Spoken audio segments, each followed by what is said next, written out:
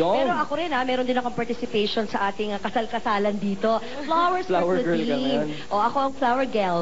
Alam ko, Claudine, you have a liking for orange and peach roses. Yeah. But for now, red total sa akin naman galing. Thank you Claudine, very did you much. know that roses mean fidelity? Alam mo ba yun, Rico? Flowers for the Ba't kay Rico mo sinabi yung fidelity? Siyempre, no, lalaki. Of course. Fidelity daw, ha? Fidelity. So what's fidelity? Nako! Claudine, no, hindi niya alamin yung fidelity. Usap tayo, ma'am. That you promise to be loyal to each other for life. O ito, maraming ritual tong mag-irog na to eh. Yes, O, ito, alam nyo ba, na pagdating pa lang ni Rico sa bahay ni Claudine, pag binibisita niya, meron na siyang dalang kape para kay Claudine, isang DVD, ready to watch. Minsan nakakadalawa silang DVD sa isang panonood lamang at may aromatherapy pa. At ito pa, lagi nilang tinitext ang isa't isa. Approximately 30 messages a day.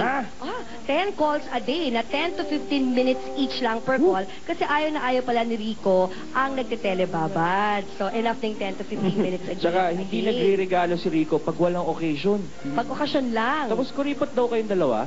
Parang Kayong kayo. dalawa as a couple, kuripot daw kayo? Hindi sa kanya. Ah. Sa sarili ko, kuripot ako. Oh, and likewise. Pagdating sa pagkain daw, we make it a point na maging very, very galante. Ayun, yun na nga. Sobrang galante. Ritual number 3, you cook for each other.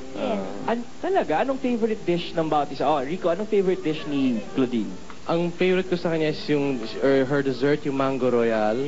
And she has this tuna fettuccine.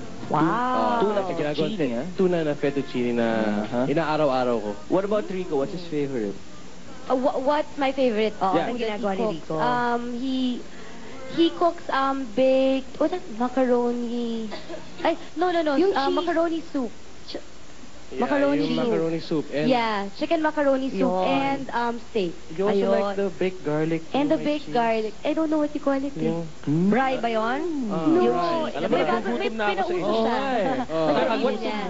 ito honestly, what's the worst tasting dish that Claudine ever cooked for you? Nako, ito na. You better say the pudding. Kinain niya with rice. Ay! Hindi ko kinaya Hindi kasi to. sobrang Hindi, yung pudding kasi sobrang sarap. Inulam ko sa kanin. Sobrang sarap, ha?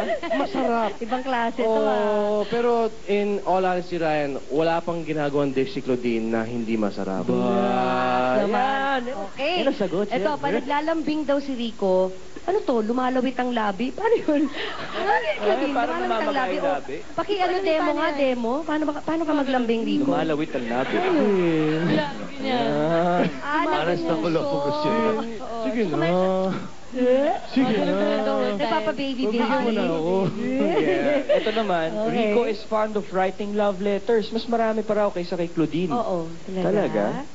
Meron ka naman yung nakapaloob doon sa love letters? Yung Hindi, like no. Italy. Siyempre sa kanila na lang yun, Ryan. Ko talaga sinisipot mo pa eh. Pero yung love letters, yung mga letters, I wouldn't say it's love letters, no. It's more of yung mga notes, everyday notes. Yung, for example, may nakalimutan ako sabihin sa kanya, and nasa kabilang studio lang siya, magpapadala ko ng note. Hi, din. By the way, baka nakakalimutan mo, we have to go to like this, at this time, tonight. Tapos sa dulo may love you. Siyempre. Dapat. At napupuno na nga raw yung box na binigay ni Rico kay Claudine ng mga love letters.